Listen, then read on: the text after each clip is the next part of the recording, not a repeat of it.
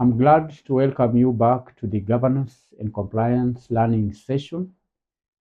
Today we're going to analyze the documents that are to be provided by a client for review by the auditor.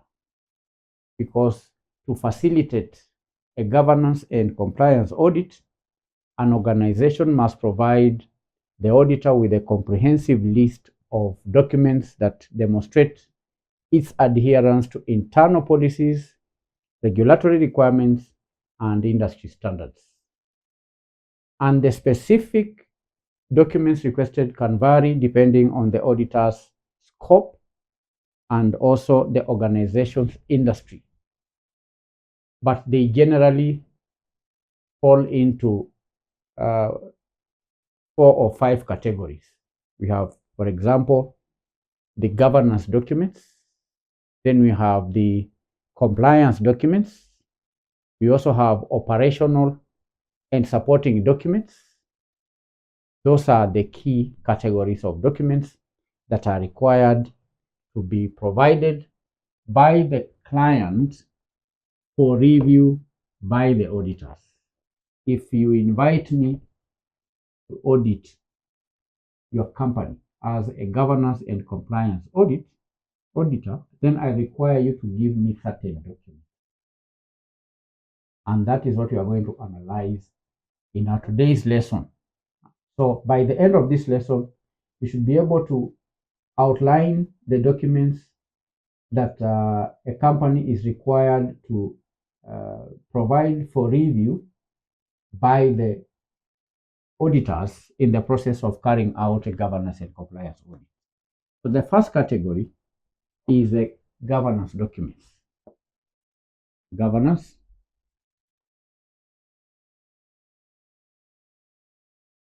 documents. So because you are carrying out a governance and compliance audit. So the first category will be a governance document.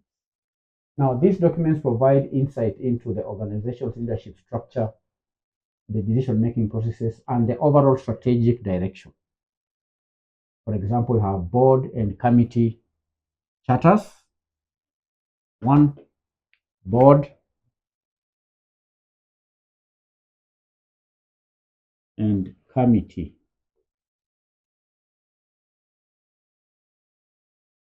charters. Board and committee charters. These documents outline the roles, the responsibilities, and also the composition of the board of directors and the subcommittees of the board, like the audit committee, the risk management committee, the remuneration committees, and so forth. Board charters do what? They document or outline the roles, responsibilities, and composition of board of directors. 2, board meeting minutes. Board meeting minutes. Minutes of board meetings.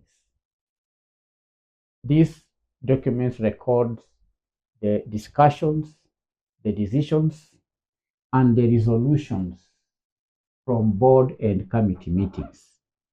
Because when the board meets and when also the committee meets, they are required, when the meetings are held, minutes is a mandatory requirement.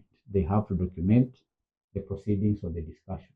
So when you are auditing, you also need to be provided with these minutes. Number 3, organizational charts. Organizational charts represent a visual, this is a visual representation of the company's hierarchy and reporting lines. For you to understand who reports to who or what departments are in that company and the lines of authority, you may need to be given access to the organizational charts. 3 or 4, code of conduct and code of and ethics. Code of conduct, code of ethics. This is the official document outlining the company's ethical principles and the expected behavior of all employees. That again, you have to get hold of when auditing a company. Code of conduct and ethics. 5. Internal audit charter. Internal audit charter together with the reports, internal audit reports, and also the internal audit charter. These are documents that define the internal audit functions, the purpose, the authority, and responsibilities, along with a summary of its findings. So the audit department, after carrying out its work, is required to generate reports, which when auditing a company, you need to get hold of these reports. Internal audit charter. So these are governance documents. This is one category of documents that's very important. Governance documents. We've said these are documents that provide insight into the company's leadership structure, decision-making processes, and the overall strategic direction.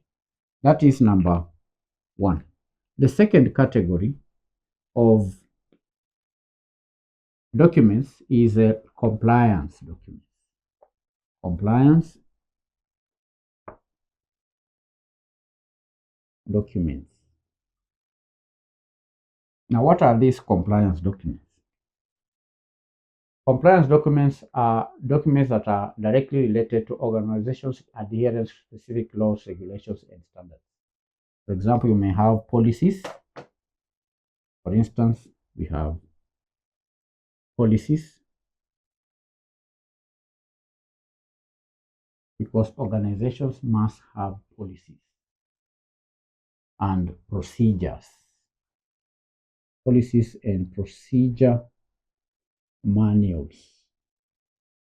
For example, an organization must have a policy on human resource, policy on procurement, policy on production, policy on financial reporting, and so on. There are manuals which, when you are auditing, you have to be given these documents. These are comprehensive documents detailing the company's policies on everything from data privacy to information security to procurement and so on. Policies and procedure manuals. It's a document. The second example of a compliance document is regulatory findings. Regulatory findings. Regulatory.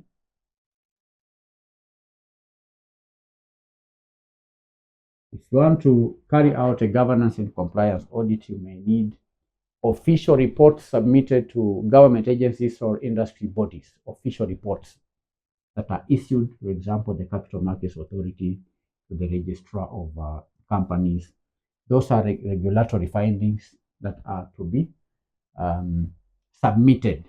Regulatory filings, not findings, but filings. Regulatory filings. Regulatory filings. Make that correction. These are filings.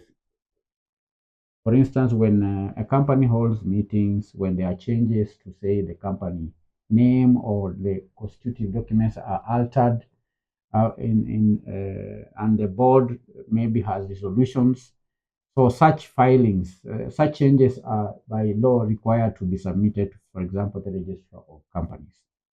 So the auditor needs to have also these documents submitted for the purposes of auditing. Regulatory filings.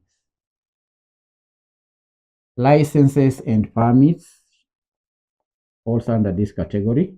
Licenses and permits. Licenses and permits are just any legal documents required for an organization to operate in an industry. For a company to operate in a certain industry, the company requires the authority from government, and this authority comes in form of permits and licenses. That also falls under compliance documents, licenses and permits. Number 4, contracts and agreements. Contracts and agreements. Contracts and agreements are legal agreements with third parties, which could be vendors. The company can enter into a contract with the vendors, with suppliers, with partners, which often contain compliance clauses.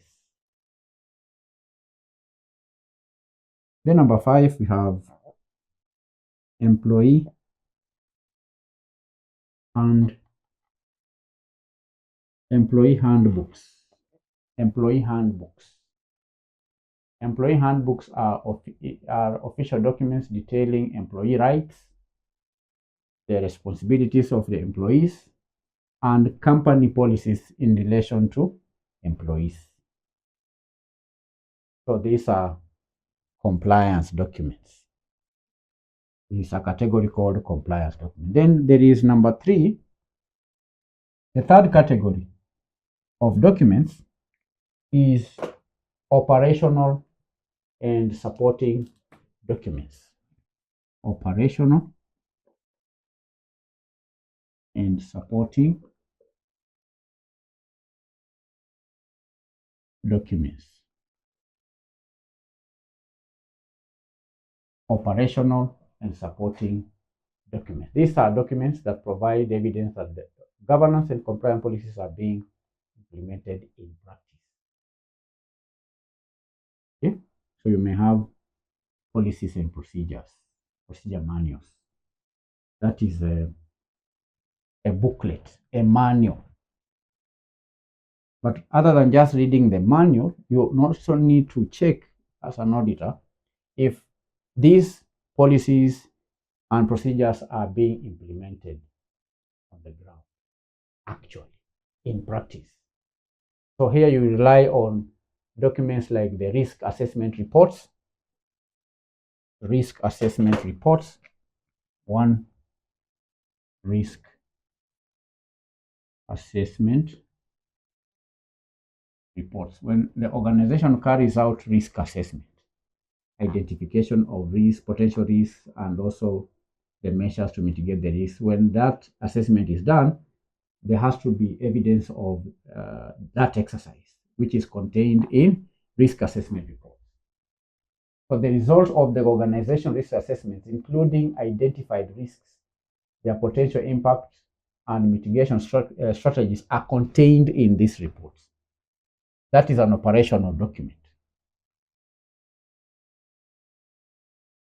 Number 2, incident and breach logs. Incident and breach logs are records of all security incidents, data breaches, and non-compliance events, including details on how they were handled.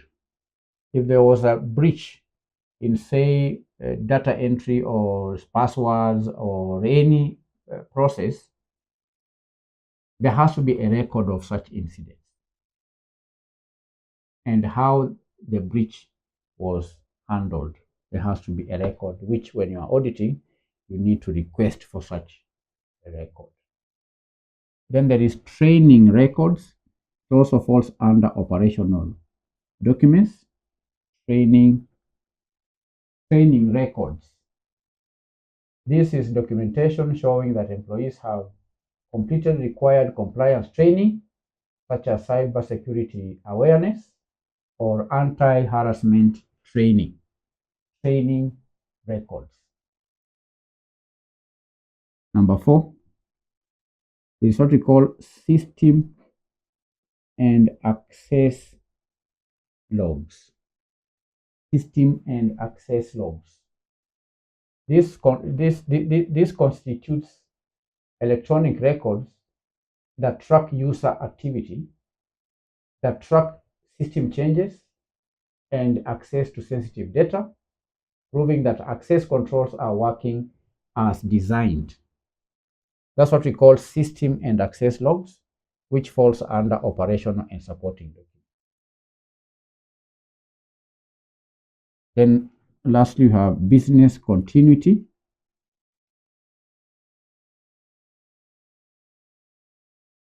Business continuity and disaster recovery plans. And disaster